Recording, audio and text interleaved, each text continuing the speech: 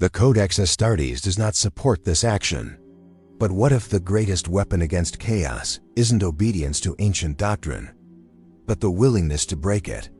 Captain Titus stands at the edge of heresy, and Space Marine 3 may force him to cross that line forever. The Rubicon has been crossed.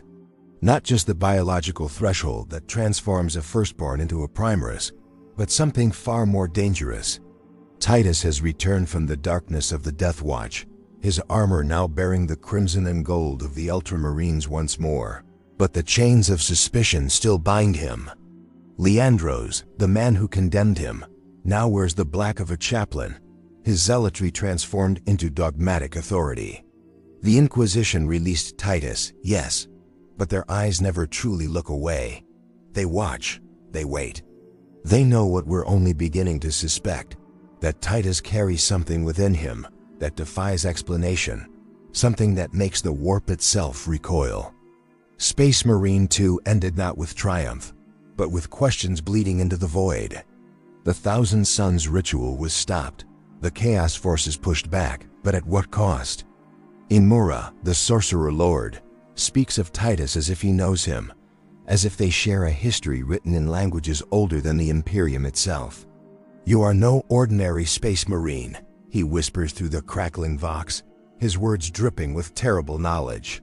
The camera lingers on Titus's face, searching for cracks in that ceramite composure, and for just a moment, just one fleeting second, we see it. Doubt, not in his mission, but in himself. The stage is set for something unprecedented in Warhammer 40K gaming. Space Marine 3 isn't just another battle against the enemies of mankind, it's a reckoning.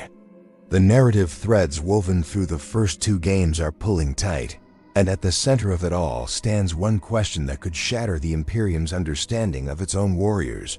What is Titus? Consider the evidence laid before us like relics on an altar. Titus resists warp corruption with an ease that unnerves even his brothers. On Graia, the Inquisitor Thrax noted it with clinical fascination. Hunnamereth's psychic attack simply slid away from Titus like rain from ceramite. A century serving the Death Watch should have provided answers, but instead, it only deepened the mystery. The Ordo Xenos doesn't keep Space Marines for 100 years out of caution. They keep them because they're studying something, dissecting it, trying to understand what makes one warrior immune to the touch of gods. The Primaris transformation should have killed these theories, buried them beneath new organs, and altered biology. But it didn't. If anything, Titus's resistance has grown stronger. When Amura's sorcery tears through the squad on Kadaku, reducing battle brothers to screaming wrecks or worse, Titus stands firm. Not through faith alone, dozens of equally faithful Space Marines fall around him. Not through willpower, the Astartes are bred for adamantine resolve. No, Titus stands because something in his very essence rejects the warp's claim on reality. The Thousand Suns know this. They've known it all along. Chaos doesn't simply attack Titus, it studies him. Imura's interest isn't the casual malevolence of a sorcerer amusing himself with ants.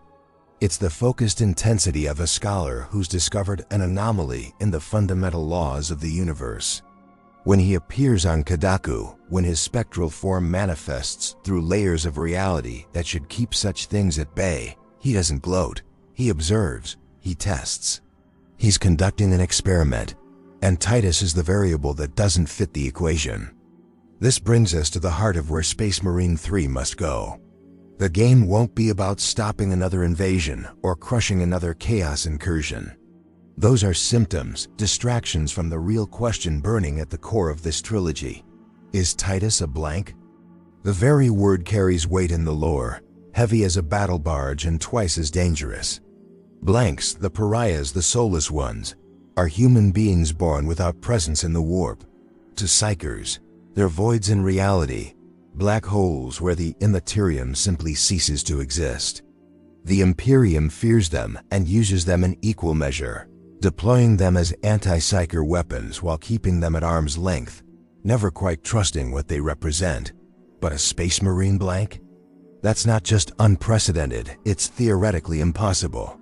The gene seed implantation process requires some connection to the warp, some thread of soul for the Emperor's legacy to bind to. A true blank shouldn't be able to become an Astartes at all, unless the gene seed of Robert Guilliman himself contains something that changes the rules. Unless there's a reason why, among the millions of ultramarines throughout 10,000 years, one emerged with this impossible gift. Space Marine 3 will force Titus into the eye of this storm. The Inquisition won't ignore the evidence anymore. They've watched him survive what no Space Marine should survive. They've documented every instance of his resistance, compiled reports that grow thicker with each engagement. And now, with Imura's obsessive interest and the Thousand Sons' persistent targeting, the question has moved beyond academic curiosity into the realm of existential threat or opportunity. Imagine the narrative that unfolds. Titus, called before an inquisitorial conclave, not as a prisoner this time, but as a specimen of such rarity that the Ordo Malleus, Ordo Hereticus, and Ordo Xenos all claim jurisdiction. They want to understand him, dissect what makes him function, perhaps even replicate it. The Imperium's war against chaos could shift dramatically if they could create more warriors like him, entire chapters of Space Marines immune to corruption. But the methods required to unlock that secret, the invasive procedures, the heretical experiments, the deals with forces that dwell in shadows, even the Inquisition fears to name, those would require Titus's cooperation or his subjugation. And Leandros, ever the faithful guardian of the Codex, would stand at the heart of this moral abyss, forced to choose between his duty to the Imperium and his brotherhood to a man he's never fully trusted. But the Thousand Sons won't wait for the Imperium to make its decision. Imura hasn't invested this much attention to simply walk away. If Space Marine 3 follows the narrative trajectory established by its predecessors, the Chaos Forces will make their move first, striking at Titus not to kill him, but to claim him. What use does Chaos have for a blank? On the surface, none they're anathema to everything the ruinous powers represent. But consider the deeper game. If the Chaos Gods fear one thing, it's the emergence of a threat they cannot touch, cannot corrupt, cannot claim. A weapon specifically forged to kill their servants without risk of turning. The Thousand Sons served Tzeentch, the architect of fate, and what better way to change destiny itself than to corrupt the incorruptible or eliminate the threat before it can be weaponized against them. The final battles of Space Marine 3 may not take place on fortress worlds or hive cities. They may unfold in the spaces between, where reality grows thin and the warp bleeds through places where a blank's powers would shine like dark stars, nullifying sorcery and reducing demon princes to shrieking impotence. Titus, hunted by the Imperium that made him and the Chaos Forces that fear him, caught between Leandros' rigid faith and Imura's mad obsession. And somewhere in that crucible, the truth will finally emerge about what Captain Demetrian Titus really is, and what it means for the Imperium's endless war. The Imperium does not forgive, it does not forget, and it certainly does not allow its greatest weapons to operate beyond the reach of its iron grip. 3 decades have passed since Titus first donned the armor of the Ultramarines, and in that time, he has never once been trusted. Not truly. The Death Watch took him because the Inquisition demanded it. The Ultramarines accepted him back because they had no legal grounds to refuse a battle brother cleared of charges. But trust? That currency was spent the moment Leandros spoke the words that would echo through a century of service. He may be tainted. Space Marine 3 will drag that accusation from the shadows and into the harsh light of consequence. Because the Imperium has finally decided it needs answers, and it will carve them from Titus's flesh if necessary. Picture the opening sequence. A Thunderhawk descending through storm-racked skies, its hull scarred by 1,000 battles, bearing the insignia of the Ordo Malleus. Inside, Titus stands alone in the troop bay, mag-locked boots holding him steady as turbulence rattles the craft. No squad accompanies him this time. No brothers in arms stand ready at his shoulder. This is a summons that demands solitude, and the coordinates given were not for a battlefield, but for something far more ominous. the fortress of the vigilant soul, an inquisitorial black site that exists on no official charts, hidden in the corona of a dying star where its screams cannot reach the wider galaxy. The fortress itself is a monument to paranoia made manifest, void shields within void shields, null field generators humming at frequencies that make reality shudder, servitor guards whose skulls have been emptied of anything resembling independent thought, rendering them immune to psychic manipulation. This is where the Inquisition brings its most dangerous prizes, rogue psychers whose powers threaten to tear holes in space, Xenos artifacts that whisper madness, and now a space marine who breaks every rule the warp operates by. Inquisitor Karamazov Thrax awaits in the interrogation sanctum, but he's not alone. Flanking him stand representatives from all three major ordos, their presence transforming this from a routine questioning into something approaching a tribunal. To his right, Inquisitor Voke of the Ordo Xenos, the same woman who once studied Titus during his Deathwatch service, her augmatic eyes clicking and whirring as they catalog every micro-expression. To his left, Lord Inquisitor Covenant of the Ordo Hereticus, his faith so absolute it radiates from him like heat from a forge, Rosarius humming with barely contained power. And standing slightly apart, watching with the calculating patience of a chess master, is someone Titus recognizes, the same interrogator who debriefed him after Graia, now elevated to full inquisitorial status. She spent decades building a file on him, and the data slate in her hands represents thousands of hours of observation, analysis, and increasingly heretical theories. Captain Titus, Thrax begins, his voice carrying the weight of absolute authority. You have served the Emperor with distinction for 3 decades. Your kill count is exemplary. Your tactical acumen has saved worlds. And yet, with each passing year, the pattern becomes clearer. You are an anomaly. A statistical impossibility wrapped in ceramite and adamantine faith. The hololithic display activates, filling the center of the chamber with cascading data. Combat reports from Graia, showing Titus standing at ground zero of psychic attacks that reduced other space marines to catatonic wrecks. Incident reports from the Deathwatch, documenting 17 separate occasions where Titus exhibited resistance to Xenos psyker abilities that should have worked regardless of willpower. And most damning of all, footage from Kodaku, slowed down and analyzed frame by frame, showing the moment when Amora's sorcery parts around Titus like water on stone, the warp itself seeming to recoil from his presence. We know what you are, Voke states, her voice clipped and clinical. The evidence is irrefutable. You're a blank, a pariah. The probability calculations are absolute 1 in 10 billion humans exhibits the pariah gene. And somehow, impossibly, you not only carry it, but survive the Primerus transformation that should have rejected your soulless essence entirely. Titus says nothing. What defense exists against truth? He suspected it himself for years, felt it in the way psychic phenomena slide away from him, in the subtle discomfort he sees in the eyes of sanctioned psychers when they operate near him. The librarians of his chapter avoid him without quite knowing why.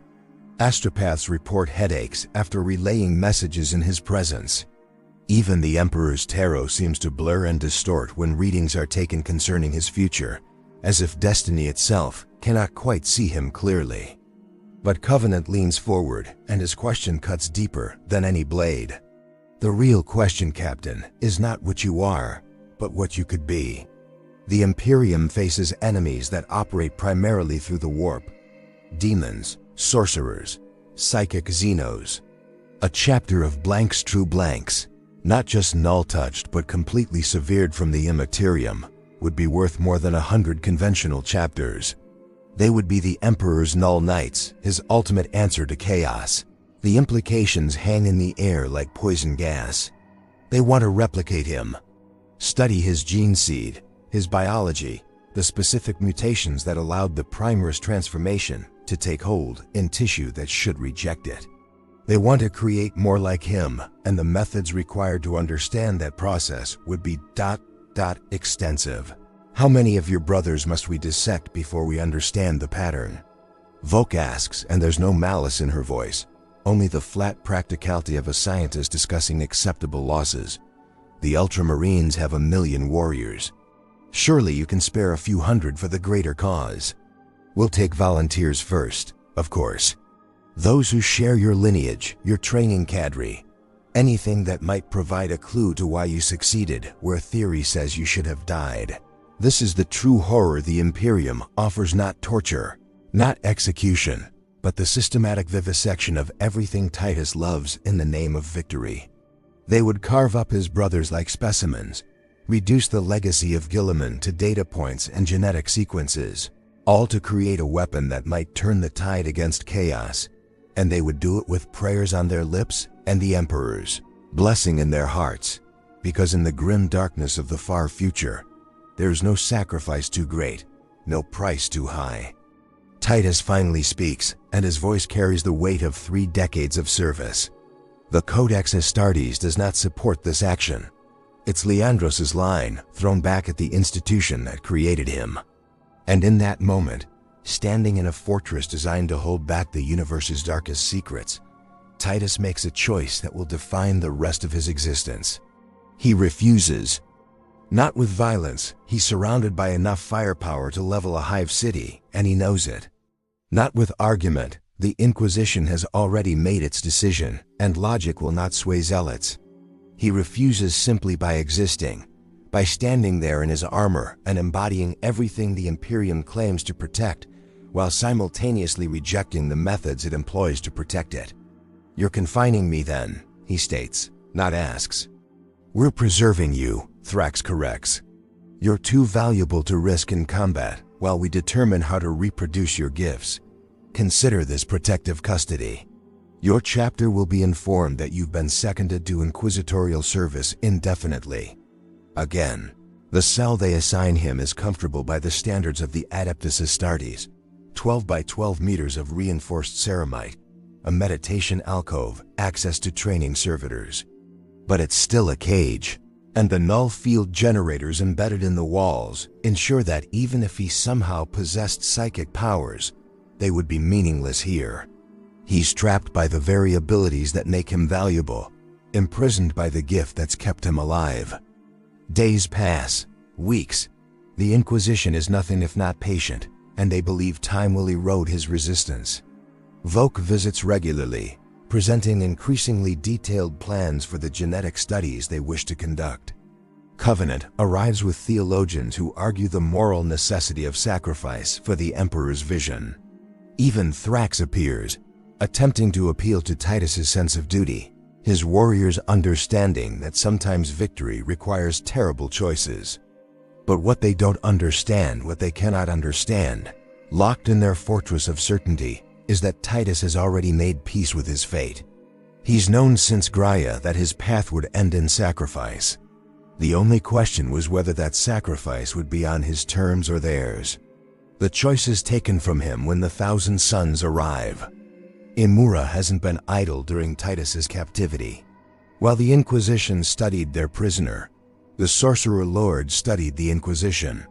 He tracked their communications, followed the psychic resonance of their interrogations, traced the thin thread of Titus's unique signature across the stars, until he found the one place in the galaxy where that signature simply ... stopped. A void in the warp, a null space that shouldn't exist, hidden in a dying star's embrace. The attack is surgical and devastating. Warp rifts bloom like poisonous flowers throughout the fortress of the Vigilant Soul, bypassing outer defenses because Imura isn't interested in conquest-only extraction. 1,000 Suns rubric Marines materialize in corridors designed to prevent exactly this kind of incursion, their bolters singing songs of entropy as they advance on Titus's position with mechanical precision. And Titus, standing in his cell as reality tears apart around him, realizes the terrible truth. Chaos doesn't want to kill him, they want to understand him too. 2 empires, both convinced he's the key to ultimate victory, and he's the prize they'll tear the galaxy apart to claim. The fortress dies screaming, not with the voices of its inhabitants. Those end quickly, clinically, As bolt rounds find their marks and sorcery unravels nervous systems, but with the mechanical wail of systems failing, of reality itself rejecting the intrusion being forced upon it. The null field generators that keep the warp at bay begin to oscillate wildly, their harmonics clashing with the psychic resonance of the thousand suns' arrival. The result is a sound that exists on frequencies human ears weren't designed to process, a noise that vibrates in the soul rather than the air. Servitors collapse mid-step, their already limited cognition unable to parse the conflicting commands their sensory inputs provide. Automated defense turrets track targets that flicker between dimensions, firing at ghosts while the real threats advance unopposed. Titus stands at the center of his cell, mag-locked boots anchored to decking that's beginning to buckle under metaphysical pressure, and feels nothing. That's the most damning evidence of all, where others experience the psychic assault as agony, where reality's violation makes trained inquisitors vomit blood and claw at their own eyes. Titus exists in a pocket of perfect calm. The warp breaks against him like ocean waves against a cliff, and in that moment of clarity, he understands what Imura has known all along. He's not just resistant to chaos, he's antithetical to it. His very presence is an insult to the warp's existence, a walking contradiction that suggests the ruinous powers are not inevitable, not absolute. He is proof that reality can reject them, and that makes him the most dangerous thing in the galaxy to both sides of the eternal war. The cell wall explodes inward, not from ordnance, but from the sudden cessation of molecular bonds, as Imura's sorcery unweaves the fundamental forces holding matter together. Through the breach stride 3 rubric marines, their armor ornate with the baroque excess of the thousand suns, their movements carrying the eerie precision of the soulless. Their hollow suits of armor animated by bound sorcery, and they don't so much walk as glide, their boots barely touching the ground. Behind them, reality warps and folds, and Imura manifests, his spectral form more solid now, more present, as if the act of coming for Titus personally requires him to anchor himself more deeply into the materium than is wise. At last, the Sorcerer Lord breathes, and his voice carries harmonics that speak to the lizard brain, the ancient mammalian core that remembers when humanity cowered in caves from things in the dark. Do you understand how long I've searched for you? How many centuries I've studied the genetic lineages of the Ultramarines, tracking anomalies, following threads of impossible survival through the tapestry of history? You are not the first, Captain Titus, but you may be the last, the final flowering of a gene seed mutation that produces one blank every 10,000 years. Your predecessors were killed before they could reach their potential, assassinated by the very Imperium that now seeks to exploit you, because bureaucrats fear what they cannot control more than they fear chaos itself. Titus's hand moves toward his bolter, but the weapon isn't there. The Inquisition confiscated his arms, naturally. They left him with nothing but his armor and his faith, as if those alone should be sufficient.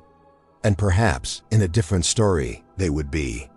But this narrative doesn't follow the comfortable patterns of Imperial propaganda. This is something darker, more complex, where the heroes are prisoners and the villains speak uncomfortable truths. I'm not leaving with you, Titus states, his voice carrying absolute conviction despite the tactical impossibility of his situation. Imura's laughter is the sound of glass breaking in a cathedral. You misunderstand, Captain. I'm not here to take you prisoner. I'm here to offer you freedom.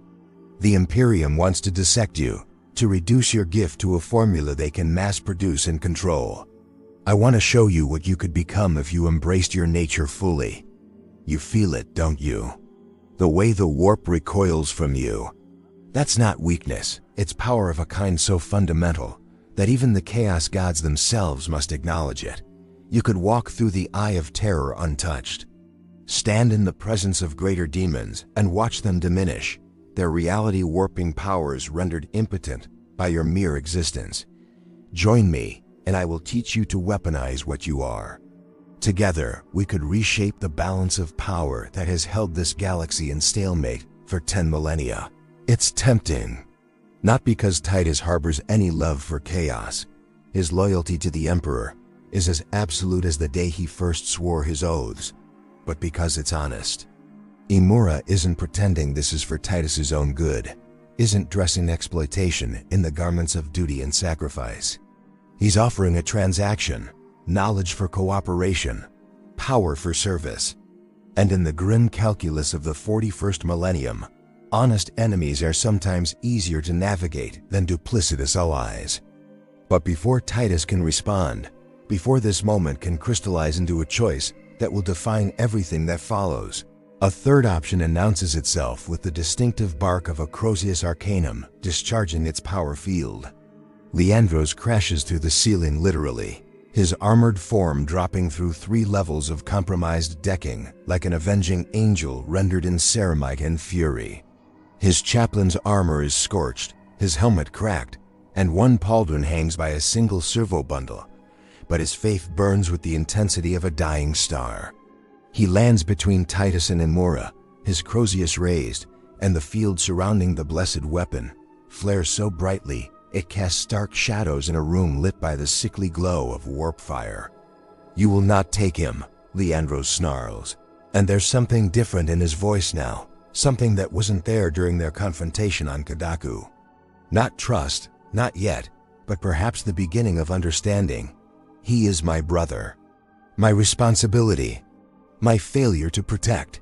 The words hang in the air, heavy with implications that Titus doesn't have time to fully process. Because Leandros' rigid, dogmatic, codex-obsessed Leandros has just placed brotherhood above procedure, loyalty above suspicion.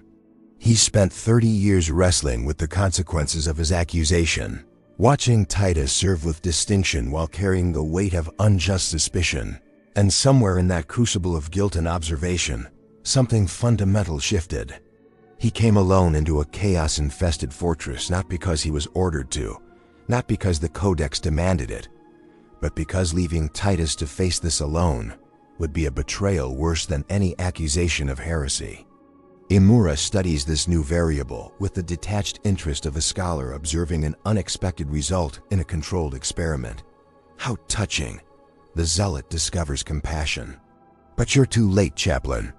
The Inquisition has already decided Titus's fate. Whether he leaves with me or remains with them, his freedom is an illusion that died the moment they understood what he represents. Then we make a third option, Leandros states, and he's speaking not just to Imura but to Titus as well, making his position clear. We leave, both of us. Find somewhere the Inquisition can't reach, somewhere chaos can't follow. The Imperium is vast. There are wars on 10,000 worlds, campaigns where 2 space marines could make a difference without requiring inquisitorial oversight. We serve the Emperor by fighting his enemies, not by becoming laboratory specimens or chaos pawns. It's desertion. Not indeed, they would still fight for the Imperium, still crush its enemies wherever they found them, but in letter. Refusing an inquisitorial summons, evading their authority, operating outside the chain of command that has governed the Adeptus Astartes since the Horus Heresy. The Codex Astartes does not support this action. Leandros knows it. He spent his entire life following that sacred text with the devotion other men reserve for prayer, and here he stands, proposing they violate it fundamentally. The fortress shudders, its structural integrity failing as the battle between inquisitorial forces and Thousand Suns reaches critical mass somewhere in the levels above. They have seconds to decide, perhaps less.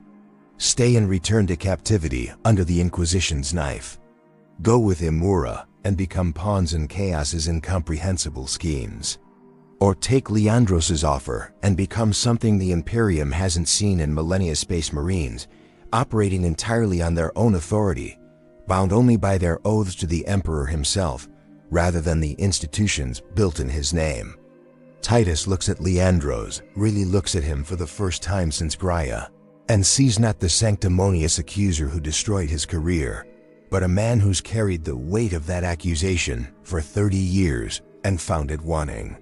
Sees someone who's learned that blind adherence to doctrine can be its own kind of heresy when it serves the enemy's purposes better than the Emperor's.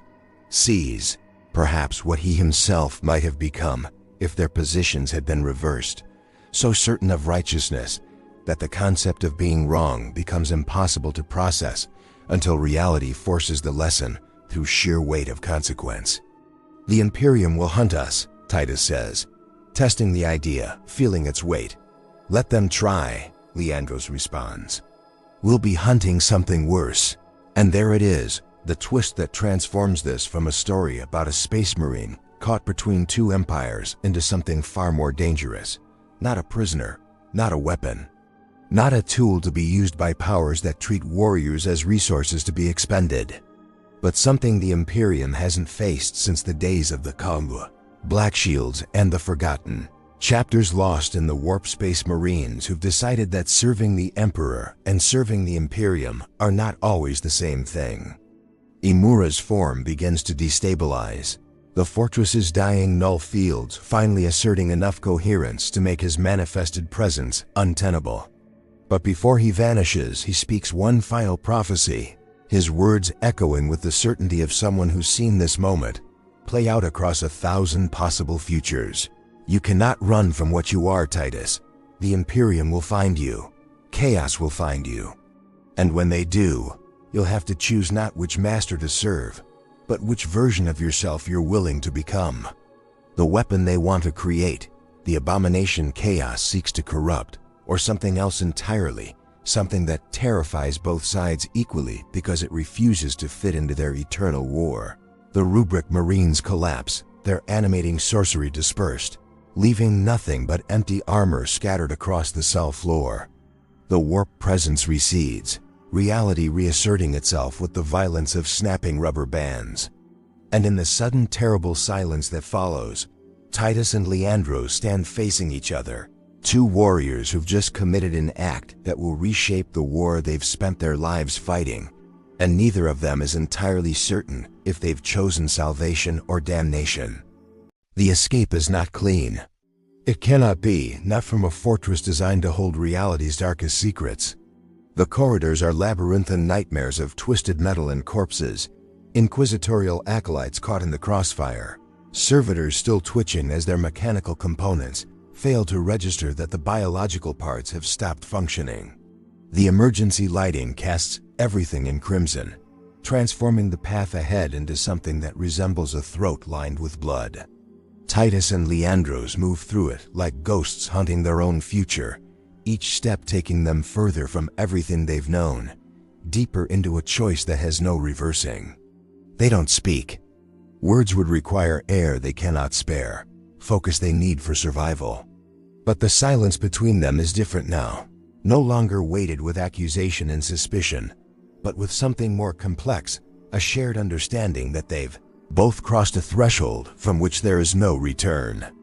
Leandros' Crozius remains active, its power field humming a litany of protection, while Titus operates with just his armored fists and the knife he salvaged from a dead inquisitorial stormtrooper. It's inadequate, almost insulting for a warrior of his caliber, but he makes it work because that's what Space Marines do. They adapt, they overcome.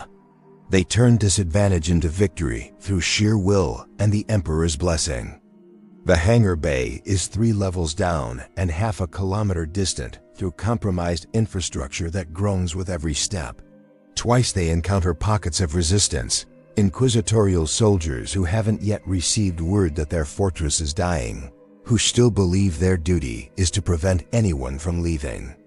Leandros tries to reason with them first, invoking his authority as a chaplain, but these are men and women who've been conditioned to obey the Inquisition above all other authorities. They open fire without hesitation, and Leandros is forced to cut them down, each death another weight added to the ledger of consequences they'll carry. Titus sees it happening in Leandros' body language, the infinitesimal hesitation before each strike, the way his battle prayers stumble over words that no longer feel true. This is what breaking faith looks like from the inside. Not a dramatic shattering, but a gradual erosion, each compromise wearing away at the certainty that once defined him. He's killing loyal servants of the Emperor to protect someone he spent decades believing was tainted, and the cognitive dissonance is tearing him apart molecule by molecule. Focus, Titus commands, his voice carrying the snap of authority that once made him a captain. "We grieve later. We survive now." It's the first thing either of them has said since making their choice. And the words anchor Leandros, pull him back from the edge of whatever abyss was opening beneath his feet. He nods once, sharply, and his movements become more fluid, more certain. He's chosen his path better to walk it with conviction than stumble forward drowning in doubt. The hangar contains a single functional craft, a Thunderhawk gunship bearing the personal heraldry of Inquisitor Thrax, its hull painted in midnight black with silver iconography that proclaims its owner's authority.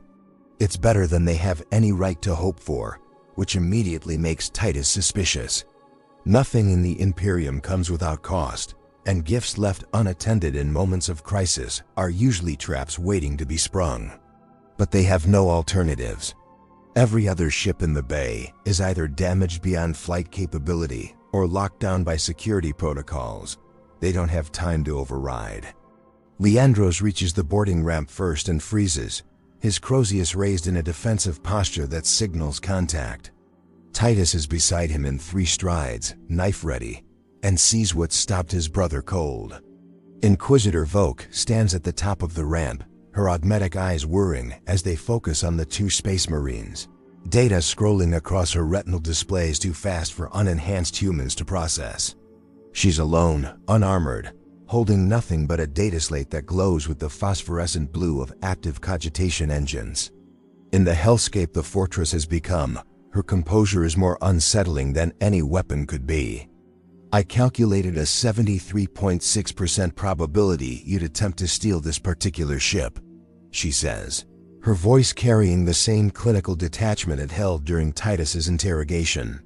"The remaining scenarios involved either your deaths or capitulation to the Thousand Suns offers. I'm pleased the most statistically favorable outcome manifested." Titus doesn't lower his knife. "You're here to stop us. I'm here to give you a choice you don't yet realize you have." She descends the ramp slowly, hands visible, making no threatening movements. Up close, the toll of the fortress's fall is more apparent, blood seeping through her robes from wounds she hasn't had time to treat. One augmetic eye cracked and dark, her breathing slightly labored. She's dying, Titus realizes. Not immediately, but within hours without medical attention that won't arrive in time. She knows it, they know it.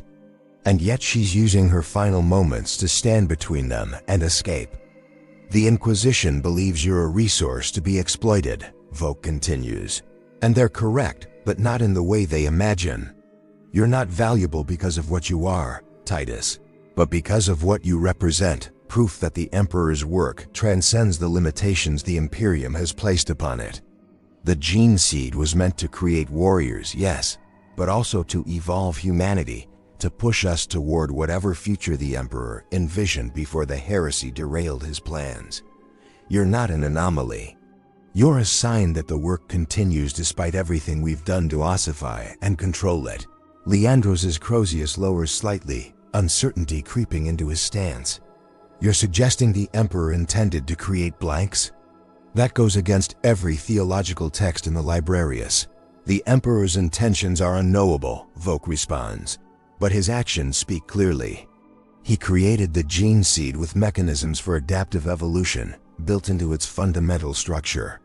The Primarchs themselves were proof of that, each one pushing the boundaries of what was possible, what was human. The Imperium has spent 10,000 years trying to freeze that process, to maintain the status quo, but life finds a way. Evolution continues. And occasionally, it produces something that threatens the paradigm." She extends the data slate toward Titus. "This contains everything I've compiled about you over 30 years of observation. Genetic analyses, combat reports, psychological profiles. More importantly, it contains the location of 17 other Space Marines across various chapters who exhibit similar resistance patterns to warp phenomena. Not as pronounced as yours, you're unique in that regard, but enough to suggest they carry partial expressions of the same gene complex. The Inquisition doesn't know about them yet. I've kept this research compartmentalized, hidden even from my colleagues, because I knew what they'd do with it. Why? Titus asks, and it's the only question that matters. Why would an inquisitor of the Ordo Xenos, sworn to uncover humanity's secrets and exploit them for the Imperium's benefit, hide information this valuable? Because I'm dying, Voke says simply, and the dead have the luxury of honesty. I've spent my life serving the Inquisition, believing we were the thin line between humanity and extinction.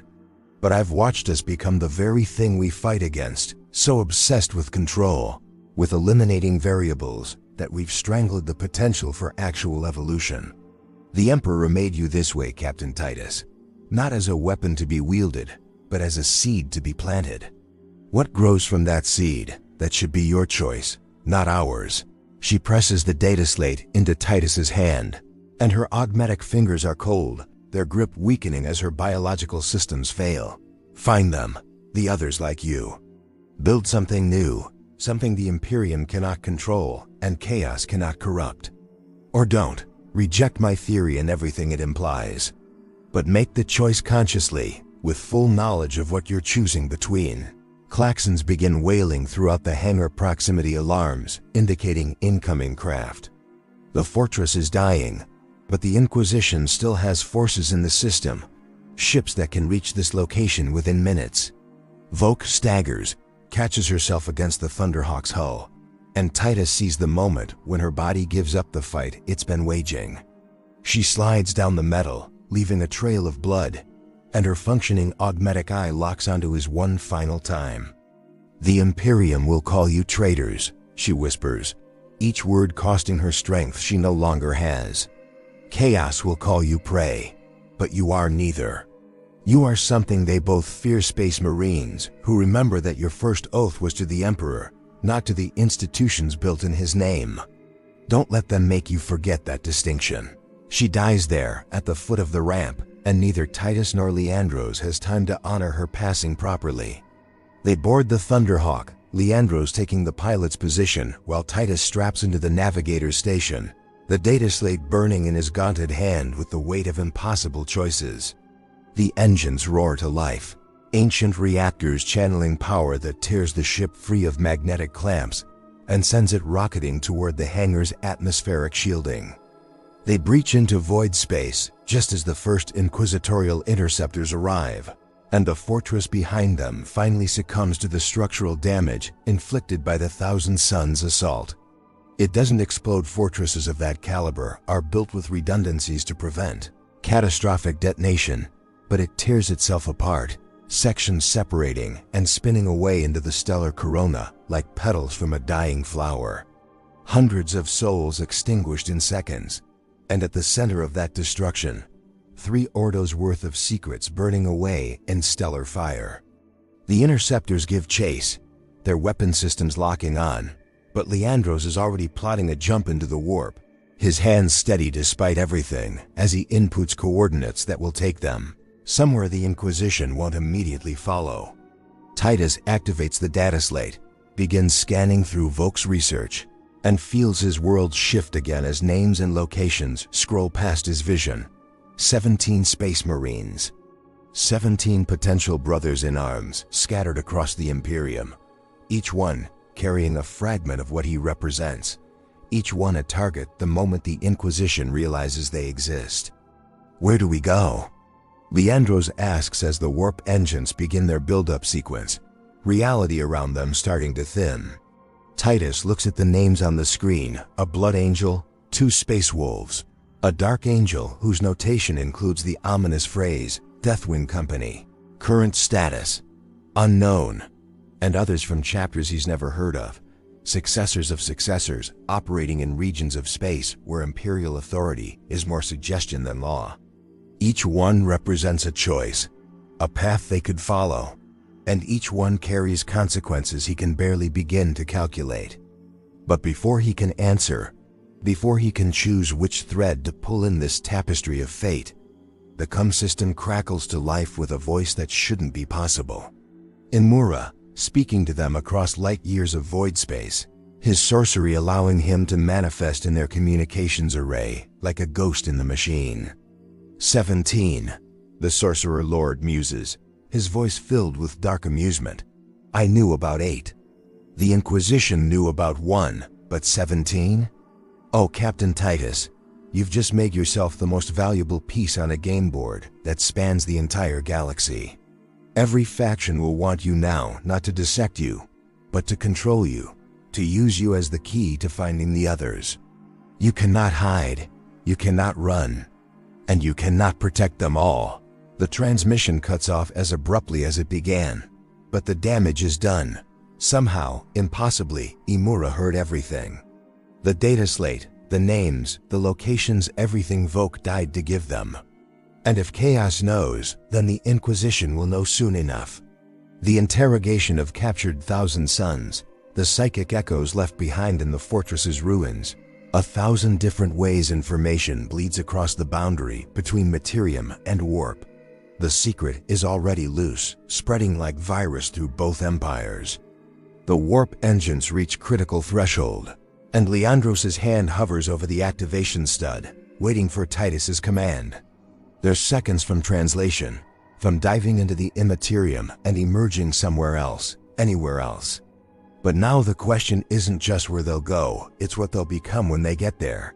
Hunters seeking their own kind. Protectors trying to reach the 17 before the Inquisition or Chaos. Or something else, something neither of them has words for yet. Titus looks at the data slate one more time, at the name at the top of the list, Brother Sergeant Cadmus of the Blood Angels, stationed on the fortress world of Baal Secundus, noted for extreme resistance to Black Rage manifestation, requires further study. The closest target, physically and temporally. They could reach him first, warn him, maybe even recruit him to whatever impossible cause they're building. And that's when it hits him, the full weight of what they're actually doing. They're not running, they're not hiding. They're building something, creating what Voke suggested, but what Titus is only now truly understanding. Not an army, the Imperium has millions of those. Not a chapter, the Adeptus Astartes already has 1,000. But a brotherhood of warriors who exist outside the traditional hierarchies, who answer only to the Emperor himself as they interpret his will, who cannot be corrupted because chaos has no purchase on their souls. Space Marines as they were perhaps always meant to be, humanity's true defenders, free from the institutional rot that's consumed the Imperium from within. It's heresy of the highest order, and it might be the most loyal thing either of them has ever contemplated. Leandros activates the warp engines. Reality tears like old parchment, and they plunge into the Imperium with all the grace of a drop pod hitting atmosphere. The Geller field flickers damage during their escape, its integrity compromised by weapon impacts Titus hadn't noticed in the chaos, and for 3 eternal seconds, the barrier between them and the warp's naked horror thins to nothing. Titus feels it immediately, or rather, he feels nothing while Leandros experiences everything. The chaplain convulses in his pilot throne, his hands locked on the controls through sheer muscle memory as psychic pressure hammers against his consciousness like fists against glass. Demons press their faces to the weakening field, their forms too terrible and too beautiful to process, whispering promises and threats in languages that predate human speech. But around Titus, there is silence. Perfect, absolute, crushing silence. The demons recoil from him as if he's wrapped in invisible fire, their essence unable to even perceive him properly. He's a void in their vision, a null space where their senses simply stop reporting data. And in that moment of crisis, with Leandros seconds from psychic annihilation and the Geller field collapsing, Titus understands what Voke was trying to tell him. He's not just resistant to the warp. He creates zones of resistance, bubbles of reality that refuse to acknowledge chaos's existence. It's not passive, it's active. He can extend it. He reaches out, not with his hand, but with whatever part of him exists in that space between soul and soullessness, and wraps Leandros in his presence. The effect is immediate and visceral. The demons shriek and scatter as if struck by holy fire. The psychic pressure evaporates, and Leandros gasps like a drowning man breaking surface. The Geller field stabilizes, reasserting its protective envelope, but Titus knows the truth now. The field didn't save them. He did. He can be a Geller field, a walking area of denied space where chaos simply cannot exist. "What did you do?" Leandros demands, his voice shaking, his hands still trembling on the controls. "I don't know," Titus admits, and it's the most honest thing he's said in 30 years. "But I felt it, like I was pushing something away. Like I was telling reality to remember what it's supposed to be." They emerge from the warp near Bal Secundus 3 days later, their chronometers insisting only hours have passed but their bodies knowing better. Warp travel is always disorienting, but this journey carried an extra weight, the knowledge that they survived only because Titus willed it so, because whatever he is proved stronger than the Sea of Souls' hunger. The implications are staggering. If he can extend his null presence, if he can protect others from Chaos's touch, then he's not just immune, he's a weapon of unprecedented potential. Everything the Inquisition feared, everything Imura coveted, and now, everything he has to learn to control before it controls him. Bal Secundus looms before them, a world scoured by radiation and war, its surface a testament to the Blood Angels' endless struggle against their own nature and the enemies that assail them. The fortress monastery rises from the wasteland like a cathedral built by giants and left to weather millennia of solar wind. It's beautiful in the way ruins are beautiful, in the way things that refuse to die despite everything carry a terrible grace. They're hailed immediately. The Blood Angels don't take kindly to unannounced visitors, even ones flying inquisitorial craft, and Leandros transmits their identifier codes, carefully modified to indicate they're operating under sealed orders that cannot be questioned. It's a bluff that shouldn't work. But the Blood Angels have their own complicated relationship with the Inquisition, their own secrets about the flaw that runs through their gene seed like cracks through ancient glass. They're granted landing clearance, assigned a docking bay in the outer rings, where visitors who aren't quite trusted are processed. The reception committee consists of 10 Blood Angels in full battle plate, their armor bearing the golden chalice that marks them as warriors who've stared into the Black Rage and somehow found their way back. Their sergeant steps forward, his face beneath his helm's red lenses beautiful in that way. Blood Angels are beautiful, perfect features that seem sculpted rather than born, marred only by the surgical scars where the gene seed's implantation process left its marks. "I am Sergeant Amadeus," he says, his voice carrying the musical quality that marks the sons of Sanguinius. "You seek Brother Cadmus. We were told to expect inquisitorial interest in him eventually. The question is whether you come to study him or to kill him." Titus removes his helmet, meeting Amadeus's gaze directly. "Neither. We come to warn him, and to ask him a question he may not want to answer." Something shifts in Amadeus's posture, a recognition that passes between warriors who've both seen the underbelly of the Imperium's machinery. "Follow me. But know this: Cadmus is under the chapter's protection. If you mean him harm, you'll face more than 10 of us. You'll face the entire Third Company, and we do not die easily." They're led through corridors that feel more like veins than hallways, organic in their curves, decorated with murals depicting the Primarch's sacrifice. Blood Angels pass them in the corridors, and Titus sees it happening again and again, the subtle flinch, the momentary confusion, the way they track him with their eyes as if trying to solve an equation that doesn't add up. He's a walking wrongness to them, not threatening but profoundly other, and it's clear none of them know why they're reacting this way.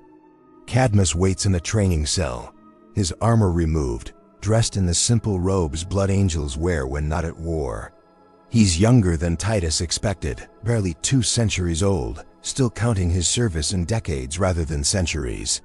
But his eyes carry the weight of someone much older, someone who's seen things that age the soul, regardless of the flesh's resilience. When Titus enters, Cadmus looks up, and his reaction is immediate and visceral. He takes 3 steps back, his hand reaching for a weapon that isn't there, his enhanced reflexes screaming danger, even though his rational mind can't identify why. "You feel it," Titus says, not a question but a statement. Cadmus nods slowly, his breathing controlled, but his heartbeat audible to Titus's enhanced hearing accelerating. "I feel ... nothing. Where you stand, there's a void. Like all the psychic background noise of the universe just stops.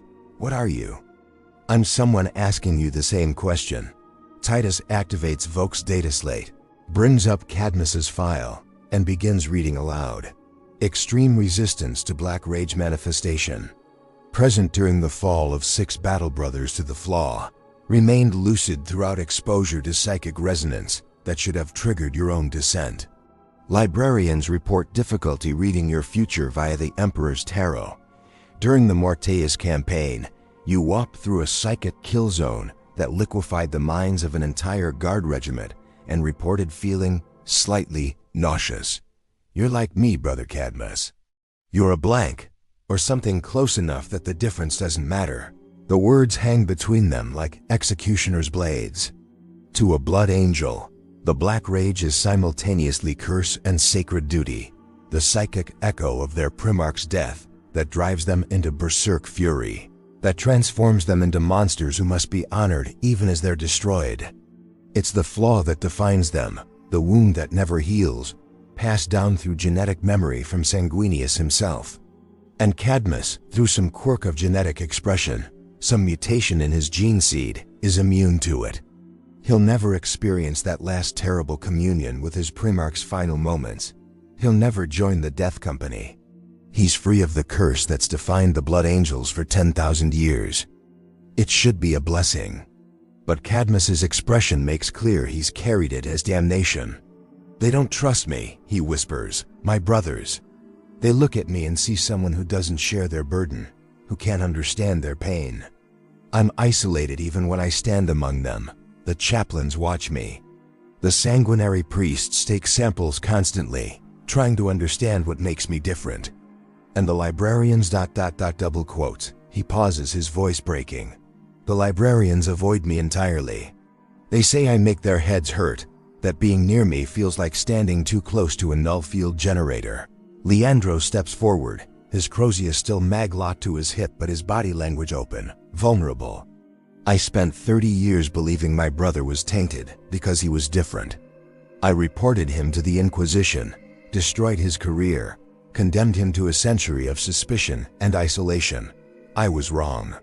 The difference wasn't corruption, it was evolution. The Emperor's work continuing through genetic mechanisms we don't fully understand. You're not cursed, Brother Cadmus. You're proof that the gene seed still reaches toward whatever future the Primarchs were meant to create. The Inquisition knows about me, Cadmus says, and it's not a question. They know about all of you, Titus confirms. 17 Space Marines across the Imperium who exhibit similar traits, and Chaos knows too now, thanks to our escape. Within weeks, maybe days, both sides will move to secure you. The Inquisition will come with data slates and gene sampling equipment and rhetoric about serving the greater good. Chaos will come with sorcery and corruption and promises of understanding. Neither will give you a choice. And you? Cadmus asks. What do you offer? Titus meets his eyes, and in that moment, the full weight of what they're building crashes down on him like a titan's footfall. I offer you brotherhood without suspicion, service without exploitation, the freedom to be what you are without justification. We're building something I don't even know what to call it yet. Not a chapter, not an army. A fellowship, maybe. Warriors who serve the Emperor directly, who've been given gifts that terrify the Imperium and Chaos equally, and who refuse to let either side define what those gifts mean. You're asking me to desert my chapter. Cadmus's voice is flat, but Titus hears the longing underneath, the desperate hope that someone might finally understand. I'm asking you to serve the Emperor the way you were always meant to, Leandros interjects. The Codex Astartes was written by Gilliman to prevent another heresy, to ensure no one commander could wield too much power. But it was also meant to be a living document, adaptable to circumstances the Primarch couldn't foresee. He never imagined warriors like you, like us.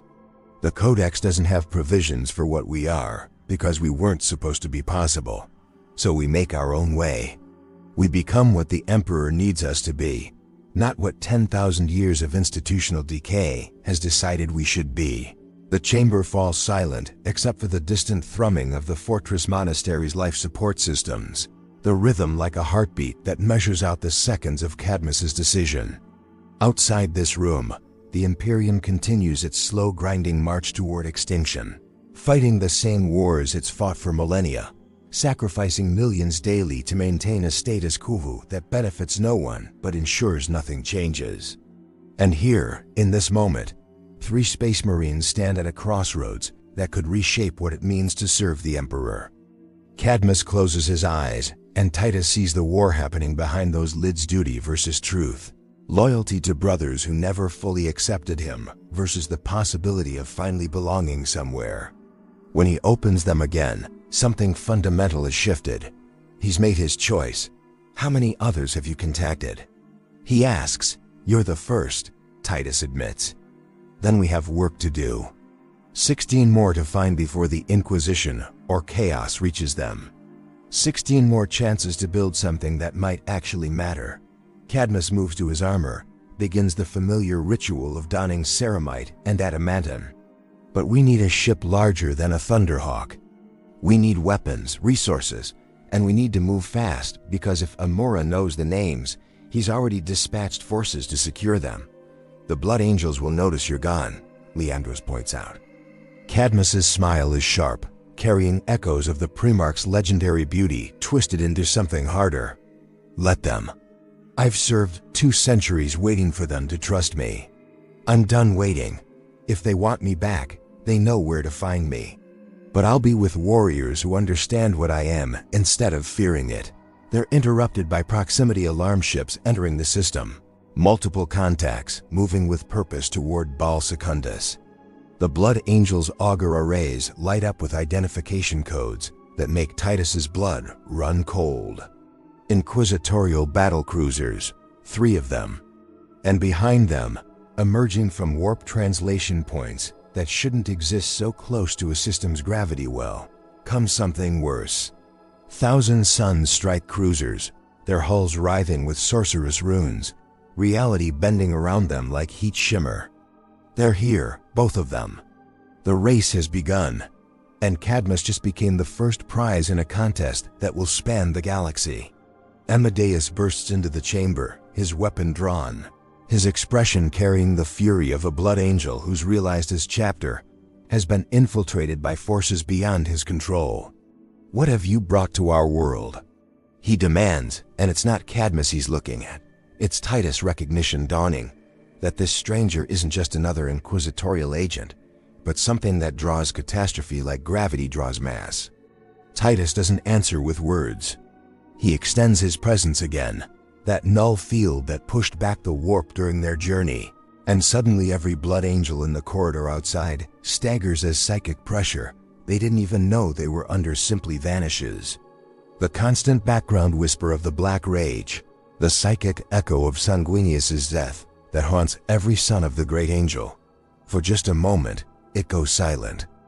And in that silence, Amadeus understands.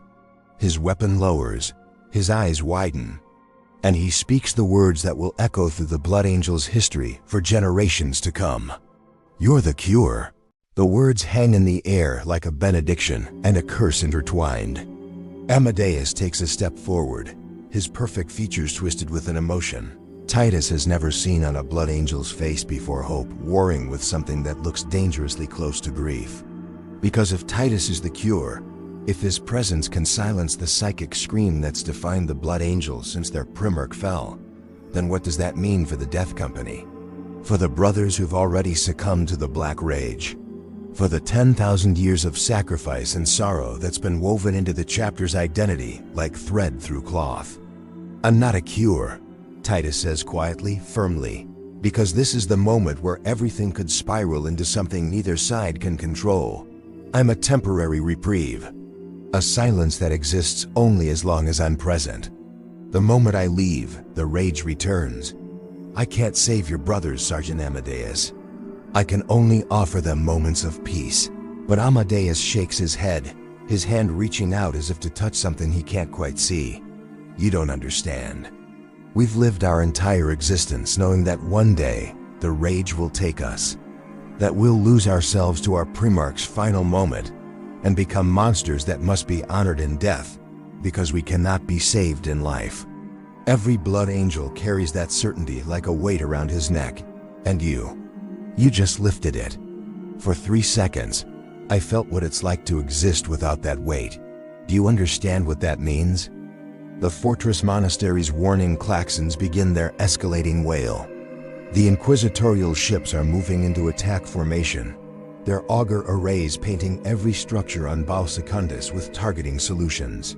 The Thousand Suns vessels circle like sharks, their sorcerers reaching out through the warp to locate their prize.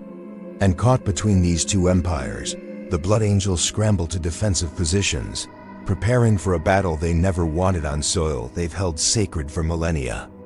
Leandros moves to the chamber's tactical display, his chaplain's training taking over as he assesses the strategic situation with brutal efficiency. We can't fight our way out. 3 inquisitorial cruisers plus chaos forces. Even the Blood Angels can't hold against that kind of firepower forever. And once they breach the fortress monastery, they'll tear this place apart looking for Cadmus and Titus. Then we don't fight them, Cadmus says, his voice carrying a certainty that silences everyone else. We give them what they want. We walk out there, Titus and I, and we surrender ourselves to whichever side reaches us first.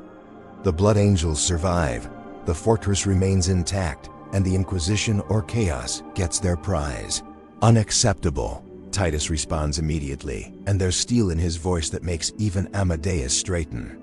I didn't escape one cage to voluntarily walk into another. And I didn't come here to recruit you into a suicide pact, Brother Cadmus. There's always another option. We just have to be willing to see it. He turns to Amadeus, and in that moment, the full weight of what he's about to propose settles over him like armor forged from impossible choices. The Blood Angels have ships.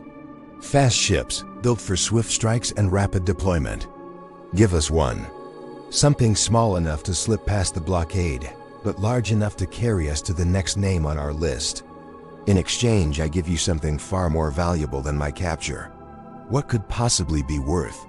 Amadeus begins, but Titus cuts him off. Knowledge. The Inquisitor who died helping us escape spent 30 years studying what I am.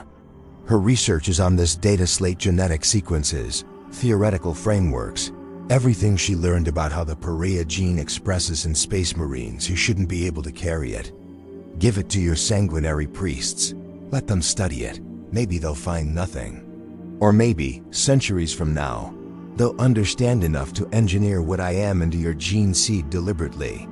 Not to create more of me, but to give every Blood Angel the choice of whether to embrace the rage or resist it. Free will instead of genetic predestination. The offer is staggering in its implications. The Blood Angels guard their gene seed secrets more jealously than they guard their own lives. And here Titus is proposing they add something to it. Alter the sacred legacy of Sanguinius himself. It's heresy of the highest order. It's also possibly the greatest gift one Space Marine could offer another, the chance to transform curse into choice. Amadeus looks at the data slate like it's a holy relic and a loaded bolt pistol simultaneously. His hand trembles as he reaches for it, then pulls back. The chapter master would need to approve this, the sanguinary high priest. This decision is beyond my authority to make. Then make it anyway, Leandros says. And there's something in his voice that makes everyone turn, the sound of a man who's spent 3 decades learning what happens when you follow authority blindly instead of following what's right. I once believed the Codex Astartes had answers to every question, that following proper authority would always lead to righteous outcomes. I reported my captain for suspected taint, followed every protocol, did everything by the letter of imperial law. And I was wrong, catastrophically, unforgivably wrong. Sometimes the greatest loyalty to your chapter means being willing to act without permission when the stakes are too high and the moment too critical. Take the data slate, Sergeant. Give us a ship.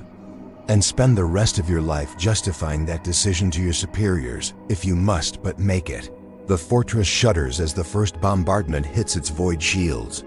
The Inquisition has decided negotiation is unnecessary. They're going to simply hammer the Blood Angels into submission and take what they want from the rubble. Outside the chamber, orders are being shouted. Defensive batteries coming online. Fighters launching to provide air superiority against an enemy that vastly outguns them. The Blood Angels are preparing to die defending their home against an enemy they should never have to fight, fellow servants of the Emperor, turned predator by institutional paranoia. Amadeus makes his choice. He takes the data slate, clutches it to his chest like a drowning man clutching debris, and nods once. Bay 17. A strike cruiser called the Crimson Tier, just returned from patrol and still fueled. Her captain is away on pilgrimage, but I have access to her launch protocols. You'll have maybe 5 minutes before the blockade realizes you're escaping. After that ... He doesn't finish the sentence. He doesn't need to. They run, through corridors now filled with Blood Angels sprinting to battle stations, past armories where brothers are arming themselves for a war they never wanted, through chapels where chaplains lead warriors in prayers that sound more like funeral rites than battle hymns. Titus feels eyes on him the entire way, Blood Angels who sense something wrong, something other, their enhanced instincts screaming warnings their conscious minds can't interpret. But Amadeus runs point, his authority clearing their path, and they make it to Bay 17 without being stopped. The Crimson Tier is beautiful in the way all Blood Angels' vessels are beautiful sleek lines that suggest speed and grace. Hull decorated with artwork that transforms war machines into flying galleries. Cadmus takes the pilot's throne with the confidence of someone who spent decades training for every possible contingency, while Titus and Leandro strap into the auxiliary stations. The engines ignite with a roar that sounds almost like song, and they launch into a sky that's rapidly filling with weapon fire and death. The escape is not dramatic, it's not heroic. It's simply necessary. Cadmus threads the Crimson Tier through the chaos of the developing battle with skill that borders on prescient, using the confusion of the inquisitorial assault to mask their departure. They're 3/4 of the way to the system's edge before anyone notices they're gone, and by then, the warp engines are already spooling up. Behind them, Baal Secundus burns. Not literally, the Blood Angels are too skilled for that, but politically, institutionally, the Inquisition will demand answers. The Blood Angels will provide defiance. And somewhere in that confrontation, the seeds of something larger are being planted. They translate into the warp, and this time, Titus is ready. He extends his presence deliberately, creating a sphere of null space around the ship that makes the journey smoother than any Gellerfield could manage. Leandros monitors the navigation, while Cadmus pulls up Vok's list of names, begins calculating routes that will take them to the next brother who needs warning. 16 more to find. 16 more chances to build this impossible fellowship. What do we call ourselves? Cadmus asks into the silence of warp travel. If we're not a chapter, not an army, not following the codex or any traditional structure, what are we? Titus considers the question, turning it over like a puzzle box, feeling its edges. They're space marines who operate outside the system. Warriors who've chosen to serve the Emperor directly rather than through the institutions built in his name. They're heretics by every official measure, and yet their loyalty is arguably purer than those who follow blindly. They're the answer to a question the Imperium has been too afraid to ask. What happens when you give the Emperor's warriors free will instead of just faith? We're the unfettered, Leandros says quietly, and both Titus and Cadmus turn to look at him. The chaplain's face is thoughtful, distant, as if he's seeing something beyond the ship's walls. Bound only by our oaths to the Emperor, free from the chains of suspicion, the weight of institutional decay, the fear of being different. We're what Space Marines could be if the Imperium trusted them to be more than just weapons to be aimed and fired. The name settles over them like a mantle, not official, not sanctioned, but true in a way that matters more than official sanction ever could.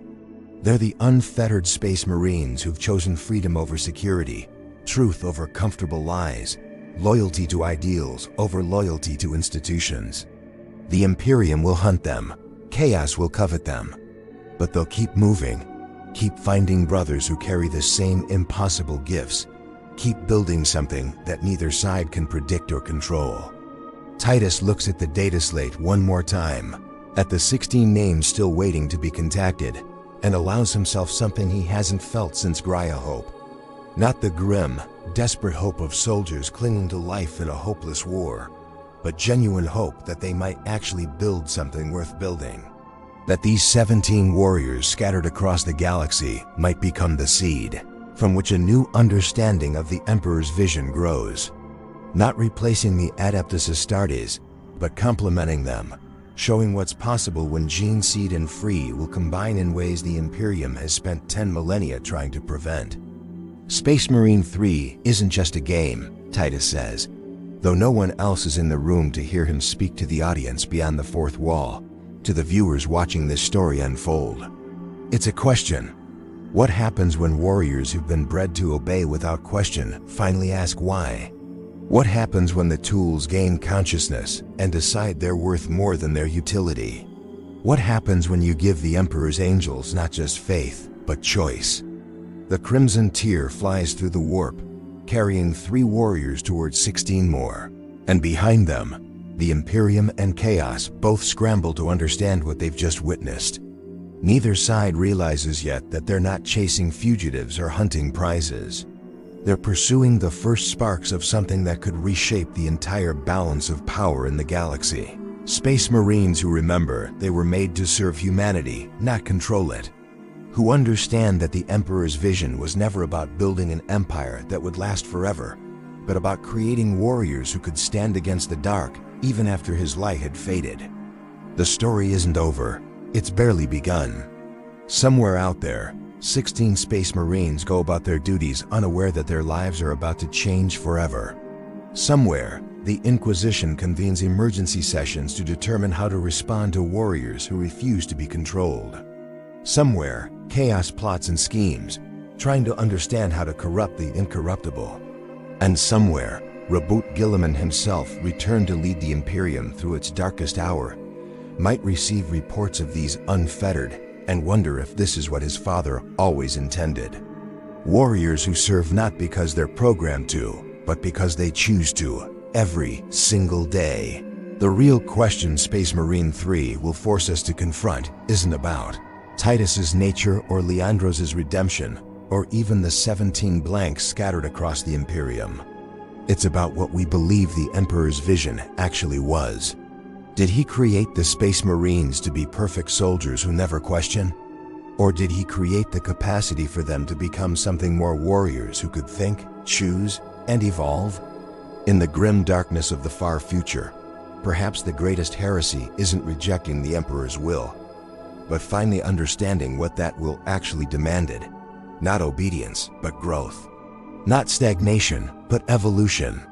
Not warriors who serve blindly, but champions who serve with open eyes and willing hearts. And if that's heresy, then let the galaxy burn judging it, because the unfettered are coming, and they're going to change everything.